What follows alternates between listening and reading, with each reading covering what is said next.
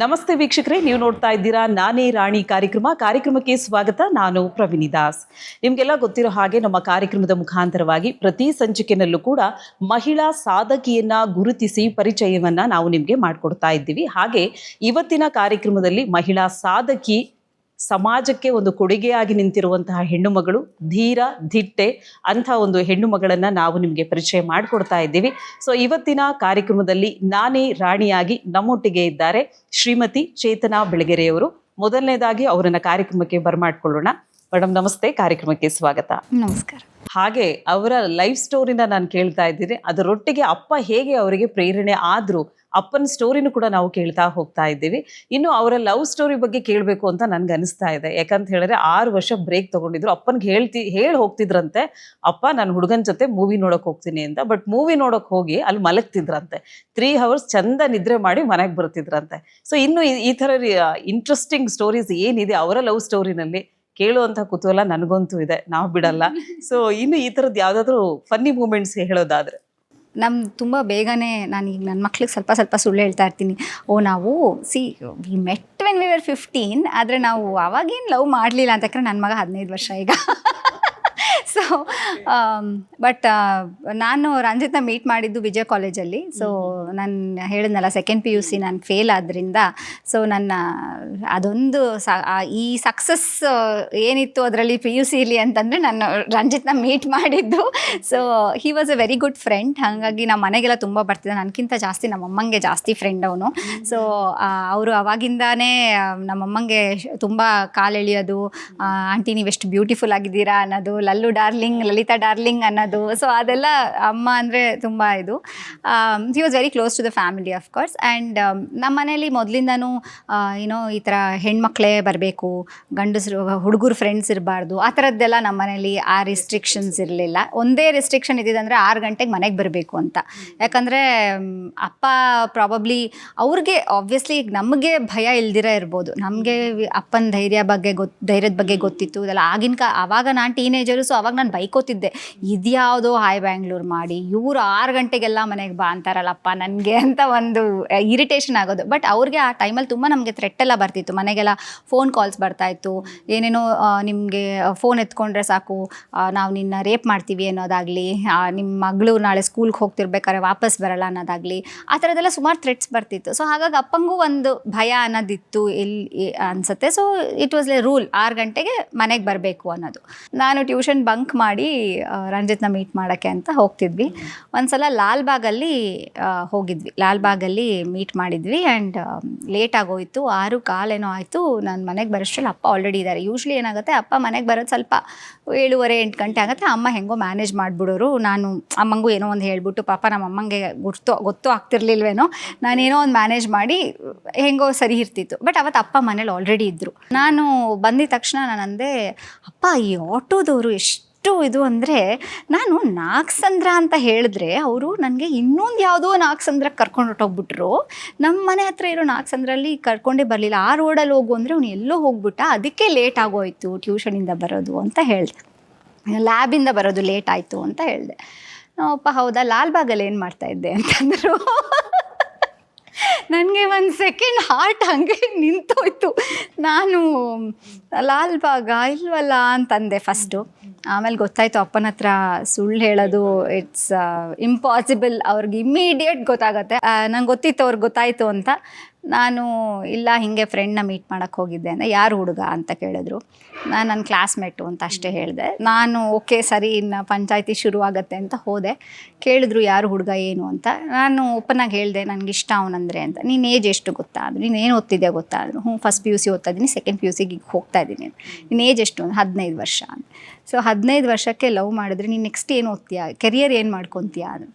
ಇಲ್ಲ ನಾನು ಮಾಡಲ್ಲ ಅಂತಂದೆ. ಇಲ್ಲ ಇನ್ಮೇಲೆ ಇದೆಲ್ಲ ಮಾಡಲ್ಲ, ಓದ್ಕೋತೀನಿ ಅಂತಂದೆ. ಇನ್ನೊಂದು ಸಲ ಎಲ್ಲೋ ದೇವೇಗೌಡ ಪೆಟ್ರೋಲ್ ಬಂಕ್ ಹತ್ರ ರೋಡ್ ಹಿಂಗೆ ಕ್ರಾಸ್ ಮಾಡ್ತಾ ಇದ್ದೆ ನಾನು. ಅವ್ರ ಕೈ ಹಿಡ್ಕೊಂಡು ಹಿಂಗೆ ಕ್ರಾಸ್ ಮಾಡ್ತಾಯಿದ್ದೆ, ಎದುರುಗಡೆಯಿಂದ ಅಪ್ಪ ಬಂದರು.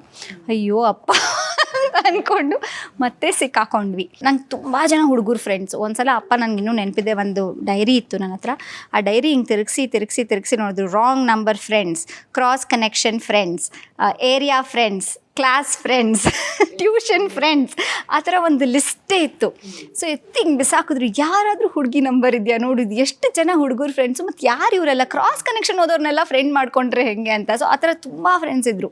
ಸೊ ಒಂದು ಫ್ರೆಂಡ್, ನಮ್ಮದು ಪದ್ಮನಾಭ ನಗರಲ್ಲಿ ಒಂದು ಫ್ರೆಂಡ್ ಗ್ಯಾಂಗ್ ಇತ್ತು. ಸೊ ನಾವೆಲ್ಲ ಸೇರಿಕೊಂಡು ನಿಂತ್ಕೊಂಡು ತುಂಬ ಚೆನ್ನಾಗಿ ಪ್ಲ್ಯಾನ್ ಮಾಡಿ ಕ್ಲಾಸ್ ಬಂಕ್ ಮಾಡಿ ಕೆಮಿಸ್ಟ್ರಿ ಲ್ಯಾಬ್ನ ಬಂಕ್ ಮಾಡಿ ನಾವು ಪರ್ಲ್ ವ್ಯಾಲಿ ಅಂತ ಒಂದು ಅಲ್ಲಿ ಹೋಗೋಣ ಅಂತ ಎಲ್ಲ ಪ್ಲ್ಯಾನ್ ಮಾಡಿಕೊಂಡು ಡಿಸೈಡ್ ಮಾಡಿದ್ವಿ. ಸರಿ, ಓಕೆ, ಮುತ್ಯಾಲ್ಮಡು ಅಂತ ಅದು ಒಂದು ಫಾಲ್ಸ್ ಥರ ಬರುತ್ತಲ್ಲಿ. ಸೊ ಅಲ್ಲಿಗೆ ಹೋಗೋಣ ಅಂತ ಹೆಂಗೆ ಹೋಗೋದು ಅಂತಲೂ ಎಲ್ಲ ಡಿಸೈಡ್ ಆಗಿತ್ತು. ನೆಕ್ಸ್ಟ್ ಡೇ ಬೆಳಿಗ್ಗೆ ಎಲ್ಲ ಪ್ಲ್ಯಾನ್ ಮಾಡಿಕೊಂಡು ಲ್ಯಾಬ್ ಇದೆ ಅಂತೆಲ್ಲ ಮನೇಲಿ ಹೇಳಿ ಹೊರಟ್ವಿ. ಹೋಗಿದ್ದೀವಿ. ಅಲ್ಲಿ ಹೋಗಿ ಒಂದು ರಂಜಿತ್ ಕೂಡ ಬಂದಿದ್ದರು. ರಂಜಿತ್ ಆ್ಯಕ್ಚುಲಿ ಅವರೆಲ್ಲ ಏರಿಯಾ ಫ್ರೆಂಡ್ಸು, ಬಟ್ ರಂಜಿತ್ ನನ್ನ ಕಾಲೇಜ್ ಫ್ರೆಂಡ್ಸು. ನಾವೆಲ್ಲ ಹೋಗಿದ್ದೀವಿ. ಆ್ಯಂಡ್ ಅಲ್ಲಿ ಒಂದು ಅರ್ಧ ಗಂಟೆ ಆಗ್ತಿದ್ದಂಗೆ ನನ್ನ ಫ್ರೆಂಡ್ ಒಬ್ಬಳು ಹೇಳಿದ್ಲು, ಚೇತು ನಿಮ್ಮ ಅಪ್ಪ ಕಣೆ ಅಂತಾನೆ. ನಾನು ಬರ್ತಾರೆ ಬಾ, ನಮ್ಮಪ್ಪ ಎಲ್ಲ ಕಡೆನೂ ಬಂದುಬಿಡ್ತಾರೆ, ನಿನಗೆ ಸುಮ್ಮನೆ ಕೂತ್ಕೋ ಅಂತಂದೆ. ಇಲ್ವೇ ನಿಜವಾಗ್ಲೂ ನಿಮ್ಮ ಅಪ್ಪನೇ ಬಂದಿದ್ದಾರೆ ಅಂತ ಹಿಂದೆ ತಿರುಗಿ ನೋಡಿದ್ರೆ ಅಪ್ಪ. ನನಗೆ ಮತ್ತೆ ಫುಲ್ ಆಲ್ರೆಡಿ ಪ್ರಾಮಿಸ್ ಮಾಡಿದ್ದೀನಿ. ರಂಜಿತ್ನ ಅವ್ರು ನೋಡಿರಲಿಲ್ಲ ಅಲ್ಲಿವರೆಗೂ. ನಮ್ಮ ಅಮ್ಮನ ಪರಿಚಯ ಎಲ್ಲ ಆಗಿತ್ತು, ಬಟ್ ಅಪ್ಪ ಎದುರಿಗೆ ನೋಡಿರಲಿಲ್ಲ. ಸೊ ರಂಜಿತ್ ಬೇರೆ ಜೊತೆಲಿದ್ದಾನೆ, ಫುಲ್ ಟೆನ್ಷನ್ ನನಗೆ. ನಾನು ನಿವೇದಿತಾ ಆಂಟಿ ಅಂತ ಆವಾಗ ನಮ್ಮ ಇದರಲ್ಲಿ ಆಫೀಸಲ್ಲಿ ಕೆಲಸ ಮಾಡ್ತಿದ್ರು, ಅವರು ಬಂದಿದ್ದರು. ಆಮೇಲೆ ಕರ್ಕೊಂಡು ಬಂದರು, ಏನೂ ಮಾತಾಡಲಿಲ್ಲ. ಕಾರಲ್ಲಿ ಕೂತ್ಕೋತಾ ಇದ್ದಾಗ ಅವನು ದುಪ್ಪಟ್ಟ ಏನೋ ಹಿಂಗೆ ತೊಗೊಬಂದು ಹಿಂಗೆ ಕೊಡೋಕ್ಕೆ ಬಂದ. ನೀನು ಯಾರು ಅಂತ ಕೇಳಿದ್ರು, ನಿನ್ನ ಹೆಸರೇನು ಅಂತ. ರಂಜಿತ್ ಅಂದ. ಓ ನೀನಾ ಅಂತ ಅಂದ್ಬಿಟ್ಟು ನನ್ನ ಕಾರಲ್ಲಿ ಹತ್ತಿಸ್ಕೊಂಡು ಮನೆಗೆ ಬಂದರು. ಬಂದಮೇಲೆ ಅವನ್ನ ಮನೆಗೆ ಕರೆದು ಕೂರಿಸ್ಬಿಟ್ಟು ಹಾಲು ಕೊಟ್ಬಿಟ್ಟು, ನೋಡಪ್ಪ ಇದು ನಿಮ್ದು ಏಜ್ ಅಲ್ಲ, ಇದು ಈಗ ನಿಲ್ಲಿಸ್ಬಿಡಿ, ಇದನ್ನು ಓದ್ಕೊಳ್ಳಿ. ಇನ್ನು 6 ವರ್ಷ ಆದಮೇಲೆ ಮತ್ತೆ ನಿಮ್ಮಿಬ್ಬರಲ್ಲೂ ಅದೇ ಇಂಟ್ರೆಸ್ಟ್ ಇದ್ದರೆ ಆಗ ನೋಡೋಣ, ಅಲ್ಲಿವರೆಗೂ ನೀವು ನಿಮ್ಮ ಕೆರಿಯರ್ ಸೆಟ್ ಆಗೋವರೆಗೂ ನೀವು ಮೀಟ್ ಮಾಡಬಾರ್ದು ಅಂತ ಮಾತು ತೊಗೊಂಡ್ರು. ಸೊ ಅದು ಆಯಿತು. ನಾನು ಆವಾಗ ಸುಮ್ಮನಾದರೂ ಆಗಿರ್ತಿತ್ತು. ತಿರ್ಗಾ ಮತ್ತೆ ಮೀಟ್ ಮಾಡಿದ್ವಿ. ಆ ಟೈಮಲ್ಲಿ ಏನಾಯಿತು, ಅಪ್ಪಂಗೆ ತುಂಬ ಕೋಪ ಬಂದುಬಿಡ್ತು. ರಾತ್ರಿ 9:30 10 ಗಂಟೆ ಇರಬೇಕು, ನನ್ನ ರಂಜಿತ್ ಮನೆಗೆ ಕರ್ಕೊಂಡು ಹೋಗ್ಬಿಟ್ಟು ಬಿಟ್ಬಿಟ್ರು ನಮ್ಮಪ್ಪ. ಬಿಟ್ಬಿಟ್ಟು ಮುಗೀತು, ನನ್ನ ಮಗಳು ಇನ್ನು ಇಷ್ಟು ಸಲ ಹೇಳಿದ್ರು ಅವಳಿಗೆ ಬುದ್ಧಿ ಬರ್ತಾಯಿಲ್ಲ, ನೀವು ಇಟ್ಕೊಳ್ಳಿ, ಅವಳು ಮದುವೆ ಮಾಡ್ಕೋತಾಳಂತೆ, ನಿಮ್ಮ ಮನೇಲಿ ನಾನು ಬಿಟ್ಟು ಹೋಗ್ತಾ ಇದ್ದೀನಿ ಅಂತ ಹೋಗೇ ಬಿಟ್ಟರು. ನಾನು ಇದೇ ನಮ್ಮಪ್ಪ ನನ್ನ ಹಿಂಗೆ ಬಿಟ್ಟು ಹೋಗ್ತಿದ್ದಾರೆ ಅಂತ. ಅವರ ಅಪ್ಪ ಪಾಪ ಆಮೇಲೆ ನನ್ನ ಬೈಕಲ್ಲಿ ಕರ್ಕೊಂಡು ಬಂದು ದಾರಿ ಉದ್ದಕ್ಕೂ ಹೇಳ್ಕೊಂಡು, ಇಲ್ಲ ಅಮ್ಮ ನೋಡು, ನಿಮ್ಮ ತಂದೆ ಇಷ್ಟೆಲ್ಲ ಇದು ನಿಂಗೆ ಇಷ್ಟು ಬುದ್ಧಿ ಹೇಳ್ತಾರೆ, ನೀವು ಓದ್ಕೋಬೇಕು ಅಂತೆಲ್ಲ ಹೇಳ್ಕೊಂಡು ಕರ್ಕೊಂಡು ಬಂದು ಆಮೇಲೆ ಚೆನ್ನಾಗಿ ಏಟುಗಳೆಲ್ಲ ಬಿತ್ತು. ನಮ್ಮ ಮನೇಲಿ ಜಾಸ್ತಿ ಹೊಡೆಸ್ಕೊಂಡಿರೋದು ಅಪ್ಪನ ಹತ್ರ ಅಂದರೆ ನಾನೇನೆ, ಚಿಕ್ಕ ವಯಸ್ಸಿಂದನೂ. ನನ್ನ ತಂಗಿಗೆ ಪ್ರಾಬಬ್ಲಿ ಒಂದು ಏಟು ಬಿದ್ದಿಲ್ಲ, ನನ್ನ ತಮ್ಮಂಗೆ ಸ್ವಲ್ಪ ಏಟುಗಳು ಬಿದ್ದಿದೆ, ಬಟ್ ಹೆಚ್ಚು ಹೊಡೆಸ್ಕೊಂಡಿರೋದು. ಅದೊಂಥರ ಏನಂತಾರೆ, ಶಿಲ್ಪಿ ಹಿಂಗೆ ಕೆತ್ತಿ ಹಂಗೆ ಆಗ್ತೀನಿ ಅಪ್ಪನಷ್ಟೇ ಹಠಗಾರ್ತಿ ಅಲ್ವಾ ತುಂಬ. ಸೊ ಹಾಗಾಗಿ ಚೆನ್ನಾಗಿ ಏಟ್ ಬಿತ್ತು. But probably something in us actually ಇಬ್ರಿಗೂ ನಮ್ಗೆ ಆವಾಗ ಅನಿಸಿರ್ಬಹುದು ಬೇಡ ಇದು ಅಂತ. ಸೊ ಹಾಗಾಗಿ both of us gave that break and we reconnected after 4 years. ನಾನು ಹೇಳ್ದಂಗೆ ಒಂದು ಇಮೇಲ್ ಕಳಿಸಿ ಅಪ್ಪ ವಾಸ್ ವೆರಿ ಹ್ಯಾಪಿ. ಅಂದ್ರೆ ಆ 4 years ಅಲ್ಲಿ ನೀವು ಮಾತು ಇಲ್ಲ, ಒಂದು ಲೆಟರ್ ಇಲ್ಲ, ಎಂತ ಇಲ್ಲ, ಟಚಲ್ಲಿ ಇರಲಿಲ್ಲ ನಾವು. ಬಿಕಾಸ್ ಅದು ನಾನು ಆಮೇಲೆ ಚೆನ್ನೈಗೆ ಹೊರಟೋದೆ ಓದಕ್ಕೆ ಅಂತ. ಅವರು ಇಂಜಿನಿಯರಿಂಗ್ ಮಾಡ್ತಾ ಇದ್ರು. ಸೊ ಹಾಗಾಗಿ ನಮಗೆ ಅದು ಕಾಂಟ್ಯಾಕ್ಟ್ ಬರಲಿಲ್ಲ ಆಮೇಲೆ. ಅಪ್ಪ ಅಂದ್ರೆ ಒಂದು ರೀತಿ ಆಗಿದ್ದು ಅಪ್ಪ. ಸೊ ಈಗ ನೋಡಿದ್ರೆ ಅದೆಲ್ಲ ಕೇಸಸ್ ಎಲ್ಲ ಆಯ್ತು, ನೀವು ಮೀಡಿಯಾ ಮುಂದೆ ಬರ್ತೀರಾ, ಮಾತಾಡ್ತೀರಾ, ಹೋರಾಟ ಮಾಡ್ತೀರಾ ಅಪ್ಪನ ಹೊರಗಡೆ ತರೋಕೆ. ಸೊ ಅದನ್ನೆಲ್ಲ ನೋಡಿದಾಗ ರಿಯಲ್ ಆಗಿ ನೀವು ಅದನ್ನ ಫೇಸ್ ಮಾಡಿದಾಗ ನಿಮಗೆ ಹೇಗೆ ಅನ್ನಿಸ್ತೋದು? ಆ್ಯಕ್ಚುಲಿ ನಮಗೆ ಆ ಟೈಮಲ್ಲಿ ಒಂಥರ it was like a shock first. Because ಏನಾಗಿತ್ತು ಅಂದರೆ ಅಲ್ಲಿವರೆಗೂ ಅಪ್ಪನ ಡಿಫಾಮೇಷನ್ ಕೇಸಸ್ ತುಂಬ ಇತ್ತು. ಸೊ ಅಪ್ಪ ಈ ಕೋರ್ಟ್ ಕೇಸಸ್ ಸಾಕಾಯಿತು ಮಗಳೇ, ನಂಗೆ ಹಾಕಿ ಡಿಫಾಮೇಷನ್ ಕೇಸ್ ಇಲ್ಲ. ಬಟ್ ಅಲ್ಲೆಲ್ಲೂ ನಮಗೆ ಅಪ್ಪನ ಎಲ್ಲೋ ಓಕೆ ಏನೋ ಅವ್ರು ಬರ್ದಿರೋದಕ್ಕೆ ಏನೋ ಒಂದು ಪ್ರಾಬ್ಲಮ್ಮು ಆ ಥರದ್ದಿತ್ತೆ ಹೊರತು this was a criminal case against him. And ಯಾರು ಫೈಲ್ ಮಾಡಿರೋದು? ಸುನಿಲ್ ಹೆಗ್ಗರ್ವಳ್ಳಿ, ಹೂ ಇಸ್ ಅಪ್ಪಾಸ್ ಅಷ್ಟು ಒಂಥರ ಏನು ಹೇಳ್ತಾರೆ, ಎಲ್ಲ ಈಗಲೂ ಅವ್ರು ಇವಾಗಿಲ್ಲ. ಅವರು I must say that he was one of his favourite reporters. ಅಂದರೆ ಅವರು ಎಷ್ಟೋ ಸಲ ನನಗೆ ಹೇಳಿದರು, ನಾನು ಹೇಗೆ ಕಲಿಯೋದು ಅನ್ನೋದು ಏನಿದೆಯಲ್ಲ ಅದು ಇವನಿಗೆ ಬಂದಿದೆ ನೋಡಿ ಮಗಳೇ ಅಂತ. ಹಿ ವುಡ್ ಆ್ಯಕ್ಚುಲಿ ತುಂಬ ಮಗನ ಥರ ಇದು ಮಾಡಿದರು. ಅಂಥವನು ಹೋಗಿ ಕೇಸ್ ಹಾಕ್ಬಿಡ್ದಾನಲ್ಲ ಅಂತ ಫಸ್ಟು ನಮಗೆ ಒಂಥರ it was like a shock to us. ಆಮೇಲೆ ಈಗ ಆಗೋಗಿದೆ, ಅಪ್ಪ ಧೈರ್ಯವಾಗಿದ್ದಾರೆ. ಅಪ್ಪನ ಎಲ್ಲ ಹುಚ್ಚಾಟಗಳು ನೀವು ಆಲ್ಮೋಸ್ಟ್ ಮೀಡಿಯಲ್ಲಿ ನೋಡಿರ್ತೀರ ಆ ಟೈಮಲ್ಲಿ. ಸೊ ಸೊ ಅಪ್ಪ ಮಲಗಿದ್ದಾರೆ. ಆ ಟೈಮಲ್ಲಿ ಫೋನ್ ಬಂತು, ಈ ಥರ ಹಿಂಗೆ ಪೊಲೀಸರು ಬಂದುಬಿಟ್ಟಿದ್ದಾರೆ, ಹಿಂಗೆ ಅರೆಸ್ಟ್ ಮಾಡಬೇಕು ಅಂತ, ತುಂಬ ಸೀರಿಯಸ್ ಆಗಿದೆ ಅಂತ ಸೀನಣ್ಣ ಫೋನ್ ಮಾಡಿದ್ರು. ನಾನು ರಶ್ದೆ, ನೋಡಿದ್ರೆ ಅವರು ಹ್ಯಾಪಿಯಾಗಿ ಮಲಗಿದ್ದಾರೆ, ಹೊರಗಡೆ ಪೊಲೀಸರು ಕಾಯ್ತಾ ಇದ್ದಾರೆ. ನಾನು ಅಲ್ಲಿ ಒಬ್ಬರು ACP ಸುಬ್ರಹ್ಮಣ್ಯ ಅಂತ ಇದ್ದರು, ಅವರು ಸರ್ ಒಂದು 5 ನಿಮಿಷ ಟೈಮ್ ಕೊಡಿ ಸರ್, ಕರಿತೀನಿ ಅಂತ ಹೇಳಿ ಎಬ್ಬಿಸ್ತೀವಿ. ಅಪ್ಪ ಹಿಂಗೆ ಬಂದಿದ್ದಾರೆ ಪೊಲೀಸರು ಅಂತ ಬಂದರು. ಆಯ್ತಾಯ್ತು ಬರ್ತೀನಿ ಅಂತ. ಆಗಲೂ ಇಮಿಡಿಯೇಟಾಗಿ ಏನು ಬರಲಿಲ್ಲ, ಅವರು ಒಳ್ಳೆ ನಿದ್ದೆ ಮುಗಿಸಿ ಬಂದರು. ಏನು ಬರಬೇಕಾಗ ನನ್ನ ಕಾರಲ್ಲಿ ಬರ್ತೀನಿ ನಾನು ಅಂದರು. ಆಯಿತು ಸರ್ ಅಂತ CCBಗೆ ಹೋದ್ವಿ. ಆಮೇಲೆಲ್ಲ ಅವರ ಸಿಗರೇಟ್ ಹುಚ್ಚಾಟಗಳು ಅದೆಲ್ಲ ನೋಡೇ ಇದ್ದೀರಾ. ಸೊ ಅದಾಯ್ತಾ. Then we were like okay fine, ಏನೋ ಆಯಿತು, ಒಂದಿನ ಬರ್ತಾರೆ ನಾಳೆಗೆ ಅಂತಂದರೆ ನಮ್ಮ ಅಡ್ವೊಕೇಟು ಇಲ್ಲ ಇವತ್ತು ಬೇಲ್ ಹಾಕೋಂಗಿಲ್ಲ, ನೀವು ಬೇಲ್ ಅಪ್ಲಿಕೇಶನ್ ಹಾಕೋಂಗಿಲ್ಲ, he has to be presented to judicial custody ಅಂದರು. ಬಟ್ ನನಗಿನ್ನೂ ಚೆನ್ನಾಗಿ ನೆನಪಿದೆ, ನಾನು ವಿಕ್ಟೋರಿಯಾ ಹಾಸ್ಪಿಟ್ಲಲ್ಲಿ ಅವ್ರಿಗೆ ಹಾರ್ಟ್ ಸ್ವಲ್ಪ ಪ್ರಾಬ್ಲಮ್ ಆಗಿತ್ತು ಆ ಟೈಮಲ್ಲಿ. ಹಾಗಾಗಿ ಅವರು ಜಯದೇವಲ್ಲಿ ಸುಮಾರು ದಿನ ಜಯದೇವಲ್ಲೇ ಇದ್ದರು. ಆಮೇಲೆ ಇಲ್ಲ ಜಯದೇವ ಎಲ್ಲ ಆಗಲ್ಲ ಇಷ್ಟು ದಿನ ಅಂದ್ಬಿಟ್ಟು then we shifted him to ವಿಕ್ಟೋರಿಯಲ್ಲಿ ಪರ್ಮಿಷನ್ ಕೇಳಿಕೊಂಡು ಕೋರ್ಟ್ ಹತ್ರ ವಿಕ್ಟೋರಿಯಾಗೆ ಶಿಫ್ಟ್ ಮಾಡಿದ್ವಿ. ಸೊ ವಿಕ್ಟೋರಿಯಲ್ಲಿದ್ದಾಗ ನಾನು ನನ್ನ ಆವಾಗ ನಾನು ಮತ್ತೆ reconnected with all my old friends.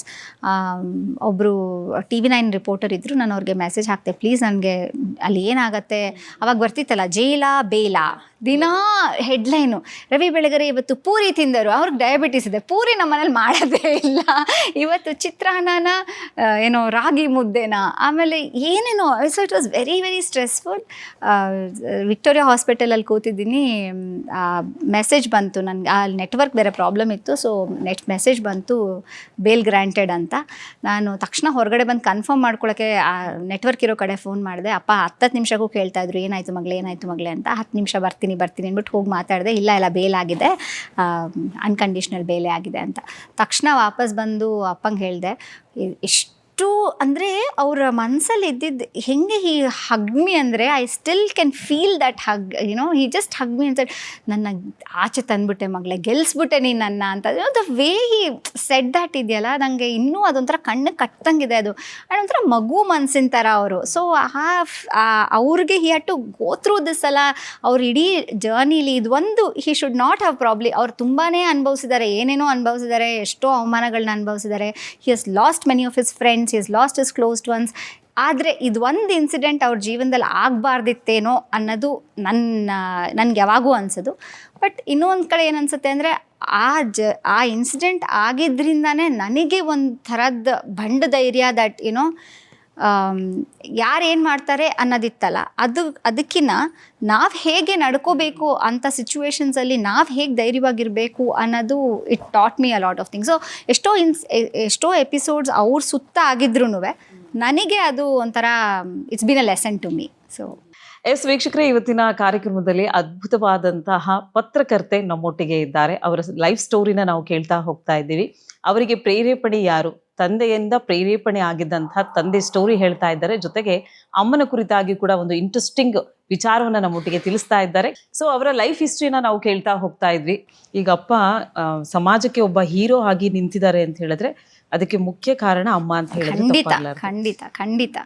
So ಅಂದರೆ ಅವರ ಎಲ್ಲ ಹುಚ್ಚಾಟಗಳನ್ನೂ ಸಹಿಸಿ ನನಗಿನ್ನೂ ನೆನಪಿದೆ, ಅವರ ಲವ್ ಲೆಟರ್ಸ್ ಎಲ್ಲ ನನಗೆ ಸಿಗ್ತಾಯಿತ್ತು. ನಮ್ಮಪ್ಪ ಯಾವಾಗಲೂ ನಿನಗೆ ಸಿಗತ್ತಲ್ಲೇ ಇದು ಅಂತ. ನಾನು ಹೋಗಿ ಫಸ್ಟು ಅಮ್ಮಂಗೆ ಅದನ್ನು ಅಮ್ಮ ಅಲ್ಲಿ ನೋಡು ಅಂತ. ಸೊ ಆಮೇಲೆ ಐ ರಿಯಲೈಸ್ಡ್ ಓಕೆ ನಾನು ಹಿಂಗೆ ಮಾಡಬಾರ್ದು ಮೇ ಬಿ ಅಂತ. But that is how it was. And ಅವರು ಅಪ್ಪ ಏನು ಅದು ಹುಚ್ಚಾಟತನ ಅದೆಲ್ಲ ಇವಾಗ ಬೆಂಗಳೂರಿಂದ ಏನು ಶುರುವಾಗಿಲ್ಲ, ಅದು ಮುಂಚೆಯಿಂದನೂ ಅವರು ಹಾಗೆ ಅಮ್ಮಂಗೆ ಸಿಕ್ಕಿರೋದು ಹಾಗೇನೆ ಅವರು. ಸೊ ಹಾಗಾಗಿ ಅವರು ಮೊದಲಿಂದನೂ ಅದನ್ನು ನೋಡಿಕೊಂಡೇ ಬಂದಿರೋರು. ಅದರಿಂದ ಸೊ ಅಟ್ ಎವ್ರಿ ಸ್ಟೆಪ್ ಇನ್ನೂ ನನಗೆ ಚೆನ್ನಾಗಿ ನೆನಪಿದೆ. ನಾವು ಹುಬ್ಳೀಲಿ ಇರಬೇಕಾದ್ರೆ ನಮ್ಮ ಇಡೀ ಮನೆ ಬಾಡಿಗೆ ಇರ್ಬೋದು, ಫೀಸ್ ಇರ್ಬೋದು, ಎಲ್ಲ ಅವ್ರ ಸಂಬಳದಿಂದನೇ ನಡೀತಾ ಇತ್ತು. ಎಷ್ಟೋ ಸಲ ಪಾಪ ಅವರು ಏನಾಗ್ತಿತ್ತು, ವ್ಯಾನಿಟಿ ಟೀಚರಾಗಿ ಕೆಲಸ ಮಾಡ್ತಿದ್ರು. ಅವರು ಉಣ್ಕಲ್ ಅಂತ ಒಂದು ಗೌರ್ಮೆಂಟ್ ಶಾಲೆಯಲ್ಲಿ ಟೀಚರಾಗಿ ಕೆಲಸ ಮಾಡ್ತಿದ್ರು ಹುಬ್ಳೀಲಿ. ಸೊ ಆ ವ್ಯಾನಿಟಿ ಬ್ಯಾಗ್ ಇರ್ತಿತ್ತಲ್ಲ, ಮನೆಗೆ ಬರೋಷ್ಟರಲ್ಲಿ ಹತ್ಕೊಂಡು ಬರೋರು. ನಾನಿನ್ನೂ ಚಿಕ್ಕವಳಲ್ಲ, ಯಾಕೆ ಹಿಂಗೆ ಹತ್ಕೊಂಡು ಬರ್ತೀರಿ, ಏನಾಯ್ತಮ್ಮ ಅಂದರೆ ಪಿಕ್ ಪಾಕೆಟ್ ಆಗೋಗಿದೆ ಅಂತ. ನಮ್ಮ ಇಡೀ ತಿಂಗಳಿನ ಖರ್ಚು ಆ ಸಂಬಳದಿಂದನೇ ನಡಿಬೇಕು. ಹೆಚ್ಚೇನಿರ್ತಾ ಇರಲಿಲ್ಲ, 2,000 3,000 ಇರ್ತಿತ್ತು ಪ್ರಾಬಬ್ಲಿ. ಅದರಲ್ಲೇ ನಡಿಬೇಕಿತ್ತು ಇಡೀ ಒಂದು ತಿಂಗಳು. ಅಪ್ಪ ಕಳ್ಸೋಕೆ ಆಗ್ತಿರ್ಲಿಲ್ಲ. ಆ ಒಪ್ಪಂದದ ಮೇಲೇ ಅಪ್ಪ ಬೆಂಗಳೂರಿಗೆ ಬಂದಿದ್ದರು, ನಾವು ಹುಬ್ಳೀಲಿ ಓದ್ತಾ ಇದ್ವಿ. ಹೇಗೆ ನಡೆಸೋದು ಒಂದು ಇಡೀ ತಿಂಗಳು ಮನೇನ? ಆ್ಯಂಡ್ ಈಗ ನಂಗೆ ಅನ್ಸುತ್ತೆ ಎಷ್ಟು ಒತ್ತಾಡಿರ್ಬೇಕು ಅವರು ಆ 2,000 ದುಡ್ಡನ್ನ ಜೋಡ್ಸೋಕ್ಕೆ. ಆ್ಯಂಡ್ ಎಲ್ಲೋ ಏನೋ ಮಾಡಿ ಫ್ರೆಂಡ್ಸ್ನ ಕೇಳಿಕೊಂಡು ಹೇಗೋ ಮಾಡಿಕೊಂಡು ಅವರು ಜೀವನ ನಡೆಸ್ಕೊಂಡು ಬಂದರು. ಸೊ ಅಘೋರಿಗಳು ಅಂದ ತಕ್ಷಣ ನೀವು ಬೀಯಿಂಗ್ ಎ ಗರ್ಲ್ ಅಂದ್ರೆ ಯೂಶಲಿ ನಮ್ಗೆ ಅದು ಇದ್ದೇ ಇರುತ್ತೆ, ಆ ಮುಗ್ಧತೆ ಅನ್ನೋದು, ಆ ಸೌಮ್ಯತೆ ಅನ್ನೋದು ಇದ್ದೇ ಇರುತ್ತೆ. ಸೊ ಕ್ರೈಮ್ ಒಂದು ರೀತಿಯಾಗಿ ಚಾಲೆಂಜ್ ಆದ್ರೆ ಅಘೋರಿಗಳ ಹತ್ರ ನೀವು ಹೋಗ್ತೀರಾ, ಸೊ ಅವ್ರನ್ನ ಪರಿಚಯ ಮಾಡ್ಕೊಳ್ತೀರಾ, ಸಂದರ್ಶನ ಮಾಡ್ತೀರಾ. ಸೊ ಅದೊಂದು ರೀತಿಯಾಗಿ ಚಾಲೆಂಜ್ ಅಂತ ಹೇಳಿದ್ರೆ ತಪ್ಪಾಗ್ಲಾರ್ದು. ಹೇಗಿತ್ತು ಅನ್ನೋದು ಸಿಚುಯೇಷನ್, ಎಕ್ಸ್ಪೀರಿಯನ್ಸ್ ಹೇಗಿತ್ತು? ಆ್ಯಕ್ಚುಲಿ ಅಘೋರಿಗಳ ಹತ್ರ ಹೋಗಿ ನಾನು ಇಂಟರ್ವ್ಯೂ ಮಾಡಬೇಕನ್ನೋದು ಅಪ್ಪಂದೇ ಐಡಿಯಾ.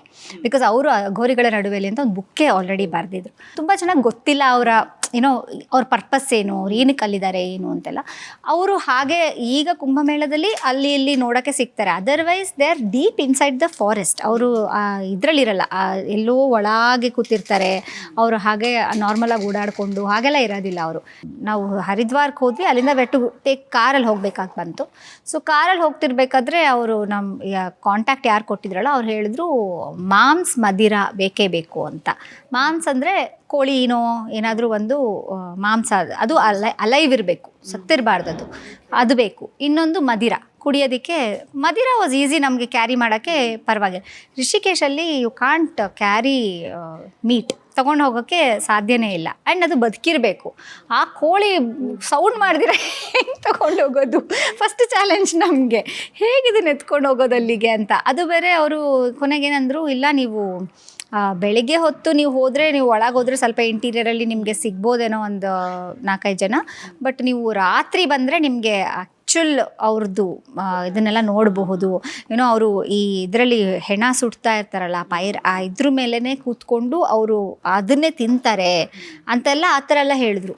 ಸರಿ, ನಾವು ಇದನ್ನೆಲ್ಲ ಹೇಗೆ ನೋಡೋದಪ್ಪ, ನಮ್ಗೆ ಸಿಗ್ತಾರ ಆ ಥರ? ಬಿಕಾಸ್ ನಮ್ಗೆ ಯಾರಿಗೂ ಏನೂ ಕಾಂಟ್ಯಾಕ್ಟ್ ಇಲ್ಲ, ಯಾರ್ದು ಹೇಗೂ ಅಲ್ಲೇ ಹೋಗಿನೇ ಎಲ್ಲ ನೋಡಬೇಕು. ಇವಾಗಿನ ಕಾಲದಲ್ಲಾದರೆ ಮೊಬೈಲ್ ಇದೆ, ಇನ್ನೊಂದೇನೋ ಇದೆ, ಯೂಟ್ಯೂಬಲ್ಲಿ ಹುಡುಕಿದ್ರೆ ಎಲ್ಲಿ ಸಿಗ್ತಾರೆ ಅನ್ನೋದೂ ಪ್ರಾಬಬ್ಲಿ ಗೊತ್ತಾಗುತ್ತೆ. ಆವಾಗ ಅದೆಲ್ಲ ಏನೂ ಇರಲಿಲ್ಲ. ಸರಿ ಹೋದ್ವಿ. ಅವರು ಆಲ್ರೆಡಿ ಒಬ್ರಿಗೆ ನಾವು ಯಾರ ಹತ್ರ ಮಾತಾಡಿದ್ವೋ ಅವರು ಮಾತಾಡಿಟ್ಟಿದ್ರು ಅವರು. ಆಮೇಲೆ ಅವ್ರು ಅಂದರು, ಜೋಬಿ ಏನಾದ್ರು ಶೂಟಿಂಗ್ ಮಾಡಬೇಕಂತ ಇದ್ದರೆ ಏನು ಮಾಡ್ಬೇಕಂತಿದ್ರು, ನೀವು ಇಲ್ಲಿ ಮಾಡ್ಕೊಳ್ಳಿ, ಪರವಾಗಿಲ್ಲ, ಆಮೇಲೆ ನಾವು ಅಲ್ಲಿ ಸ್ಮಶಾನಕ್ಕೆ ಹೋಗೋಣ ಅಂತಂದರು. ಸರಿ ಅಂತ ಅಲ್ಲಿ ಒಳಗಡೆನೆ ಕೂತ್ಕೊಂಡು ಅವ್ರ ಹತ್ರ ಹಾಗೆ ಮಾತಾಡ್ತಾಯಿದ್ವಿ. ಚಾಯ್ ಪೇಯಂಗೆ ಫುಲ್ ಚಳಿ ಇತ್ತು ಅವಾಗ. ಟೀ ಕುಡಿತೀರಾ ಅಂತ ಕೇಳಿದ್ರು. ನಾವು ಓಕೆ, ಅಷ್ಟೊತ್ತರಲ್ಲಿ ಬೇರೆ ಹೋಗಿದ್ವಲ್ಲ, ಆಯಿತು ಅಂತ ಹೇಳಿದ್ವಿ. ತೊಗೊಂಬಂದರು ಟೀನ. ನಾವು ಓಕೆ ಏನೋ ತೊಗೊಂಬರ್ತಾ ಇದ್ದಾರೆ ಅಂತ ನೋಡಿದ್ರೆ, ಈ ತಲೆದು ಸ್ಕಲ್ ಇರುತ್ತಲ್ಲ ಅದರೊಳಗಡೆ ಟೀ ತಂದುಬಿಟ್ಟು ಕೊಟ್ಟರು. ನಾನು ನಮ್ಮ ಕ್ಯಾಮ್ರಾಮ್ಯಾನು ಮುಖ ನೋಡಿಕೊಂಡು ನೈ ಚಾಯೇ, ಬೇಡ ಬಿಡಿ ಅಂತಂದ್ವಿ. ಗ್ಲಾಸ್ ಮೇ ಚಾಯೇ ಅಂದರು. ಗ್ಲಾಸಲ್ಲಿ ಬೇಕಾ ಅಂದರು. ಹ್ಞೂ ಅಂದ್ವಿ. ಆಮೇಲೆ ಒಂದು ಗ್ಲಾಸ್ಗೆ ಅದನ್ನೇ ಬಗ್ಗಿಸಿ ಕೊಟ್ಟರು. ಸರಿ, ಟೀ ಕುಡಿದ್ವಿ. ಹೋಗೋಣವಾ ಅಂತಂದರು. ಓಕೆ ಅಂತ ಹಾಗೆ ಅವ್ರ ಹತ್ರ ಸುಮಾರು ವಿಷಯಗಳೆಲ್ಲ ಮಾತಾಡಿ, ಹೇಗೆ ಇದೆಲ್ಲ ಎಷ್ಟೋ ವರ್ಷಗಳ ಸಿದ್ಧಿ ಇದ್ದವು, ಅದು ತಕ್ಷಣ ಬರೋದಿಲ್ಲ. ಆ್ಯಂಡ್ ಇವರು ಸ್ವಲ್ಪ ಚಿಕ್ಕವರಾಗಿದ್ದರು. ಸೊ ಅವರೆಲ್ಲ ಹೇಳ್ತಿದ್ರು, ಇವಾಗೆಲ್ಲ ತುಂಬ ಜನ ಅಘೋರಿಗಳು ಅಂತ ಹೇಳ್ಕೊಂಡು ಸುಮ್ಮನೆ ವೇಷಗಳಲ್ಲಿ ಬರ್ತಾರೆ, ಆ ಥರ ಇಲ್ಲ. ಆ್ಯಕ್ಚುಲಿ ನಿಜವಾದ ತಪಸ್ ಮಾಡೋರೆಲ್ಲ ನಿಮ್ಗೆ ಹೀಗೆಲ್ಲ ಸಿಗೋದೇ ಇಲ್ಲ, ನಮಗೂ ಅವ್ರು ಕಾಣಿಸಲ್ಲ, ಅವರೆಲ್ಲೋ ಇರ್ತಾರೆ, ಯಾವಾಗೋ ಪ್ರತ್ಯಕ್ಷ ಆಗ್ತಾರೆ, ಆ ಥರದ್ದೆಲ್ಲ ಸುಮಾರು ಕತೆಗಳು ಹೇಳಿದ್ರು.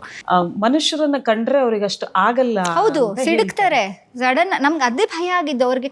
ಅವ್ರು ನಮ್ಮನ್ನು ನೋಡಿದ್ರೆ, ಎಸ್ಪೆಷಲಿ ಕ್ಯಾಮ್ರಾ ಅದೆಲ್ಲ ಇಟ್ಕೊಂಡು ಹೋದರೆ ಅವರು ಮುಂದೆನೂ ಮಾತಾಡಲ್ಲ. ಇವಾಗೆಲ್ಲ ತುಂಬ ಜನ ಕೂತ್ಕೊಂಡು ಆ ಬಾಬಾ ಈ ಬಾಬಾ ಅಂತ ITI ಬಾಬಾ ಅದು ಇದೆಲ್ಲ ಆಗಿದೆ. ಬಟ್ ಇದು ಆ ಥರ ಅಲ್ಲ. ಇದು ಅವರು ನೋಡಿದ್ರೇ ಸಿಡುಕ್ತಾರೆ. ನಮಗೆ ಅದು ಭಯ. ನಿಮಗೆ ಅವ್ರಿಗೆ ಕೋಪ ಬಂತು ಅಂದರೆ ನಿಮ್ಗೆ ಏನು ಬೇಕಾದರೂ ಮಾಡ್ತಾರೆ ಅವರು ಅಂತ, ನಿಮ್ಮನ್ನ ಹೆಂಗಾದ್ರೂ ಕನ್ವರ್ಟ್ ಮಾಡಿಬಿಡ್ತಾರೆ. ಸೊ ನಾವು ಅದೆಲ್ಲ ದಾಟಿ ಹೋಗಿ ಮಾತಾಡಿಸ್ಕೊಂಡು ಬಂದ್ವಿ ನಾವು. It was really a very good experience ನನಗೆ. ದಂಡುಪಾಳ್ಯದ ನಾನು ಕೇಳಲೇಬೇಕು, ನನಗೆ ಅದು ಆ್ಯಕ್ಚುಲಿ ನಿಮ್ಮ ಬಾಯಿಂದ ಕೇಳಬೇಕು ಅಂತ. ದಂಡುಪಾಳ್ಯ ಗ್ಯಾಂಗ್ ಅಂತ ಹೇಳಿದ್ರೆ ಆ್ಯಕ್ಚುಲಿ ಎಲ್ಲರೂ ಭಯ ಪಡ್ತೀವಿ ನಾವು. ಆದರೆ ನೀವು ಅದಕ್ಕೆ ಹೋಗಬೇಕು ಅಂತ ಹೆಂಗೆ ಇಂಟ್ರೆಸ್ಟ್ ಬಂತು?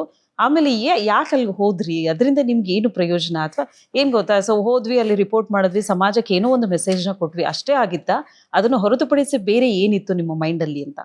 ಆ್ಯಕ್ಚುಲಿ ದಂಡುಪಾಳ್ಯದ ಸ್ಟೋರಿ ಕವರ್ ಮಾಡೋಕ್ಕೆ ಹೋದಾಗ ನನಗೆ ದಂಡುಪಾಳ್ಯದವರು ಜೈಲಲ್ಲಿ ಇದ್ದಾರೆ ಅಂತ ಗೊತ್ತಿತ್ತು. ವಿಮೆನ್ ಸೆಲ್ ಬ್ಯಾರಕ್ಸ್ ಏನಿರುತ್ತೆ ಅದು ಸಪ್ರೇಟ್ ಇರುತ್ತೆ. ಯಾವಾಗೂ ಮೇಲ್ ಬ್ಯಾರಕ್ಸ್ ಸಪ್ರೇಟ್ ಇರುತ್ತೆ, ವಿಮೆನ್ ಬ್ಯಾರಕ್ಸ್ ಸಪ್ರೇಟ್ ಇರುತ್ತೆ. ಸೊ ನಾನು ಲೈಕ್ ಐ ಸೈಡ್, ನಾನು ರವಿ ಬೆಳಗೆರೆ ಮಗಳು ಅಂತ ಹೇಳ್ಕೊತಾ ಇರಲಿಲ್ಲ for all the reasons I have explain.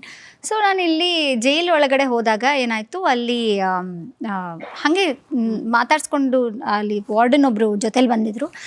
ಹೋಗ್ತಾ ಇದ್ದೆ ನಾನು, ಮಾತಾಡಿಸ್ತಾ ಇದ್ದೀನಿ ಹಾಗೇ, ಆ್ಯಂಡ್ ಸಡನ್ನಾಗಿ ಒಂದು ಲೇಡಿ ನನ್ನ ಮೇಲೆ ಫುಲ್ ಅಟ್ಯಾಕ್ ಮಾಡೋಕ್ಕೆ ಬಂದು ನನ್ನ ಕಿವಿ ಕಚ್ಚಕ್ಕೆ ಬಂದ್ಬಿಟ್ಲು. ಸೊ ನನಗೆ ಎಲ್ಲರೂ ಹಿಂಗೆ ಎಳ್ಕೊಂಡ್ರು, ನಿಮ್ಮಿಂದಾನೇ, ನಿಮ್ಮ ತಂದೆಯಿಂದಾನೇ, ಹಾಯ್ ಬೆಂಗಳೂರಿಂದಾನೇ ಅಂತ ಶುರು ಮಾಡಿದ್ರು. ನಾನು ಯಾರು ಇವರು ಅಂತ ಕೇಳಿದ್ರೆ ಆಮೇಲೆ ಗೊತ್ತಾಯಿತು ಇವರು ದಂಡುಪಾಳ್ಯ ಗ್ಯಾಂಗ್ ಊರುಗಳು, ಮೇನ್ ಕಾನ್ವಿಕ್ಟ್ಸ್ ಏನಿದ್ರು ಅವ್ರುಗಳು ಇಲ್ಲಿರೋದು. ಆ್ಯಂಡ್ ಅಂಡರ್ ಟ್ರಯಲ್ಸ್ ನಡೀತಾ ಇದೆ. And so high Bengaluru had covered extensive ಆಗಿ ಕವರ್ ಮಾಡಿದರು ಇದನ್ನು, ಈ ದಂಡುಪಾಳ್ಯದ ಕೇಸ್ನ. ಆ್ಯಂಡ್ ಸುಮಾರು ಕನ್ವಿಕ್ಷನ್ಸು ಆ ದಂಡುಪಾಳ್ಯದ ಅಪ್ಪ ಬರೆದಿರೋ ಹೈ ಬೆಂಗಳೂರಲ್ಲಿ ಬಂದಿರೋ ರಿಪೋರ್ಟ್ಸ್ ಮೇಲೆ ಕನ್ವಿಕ್ಷನ್ಸ್ ಆಗಿತ್ತು. ಸೊ ಅವ್ರಿಗೆ ಒಂದು ಸಿಟ್ಟಿತ್ತು.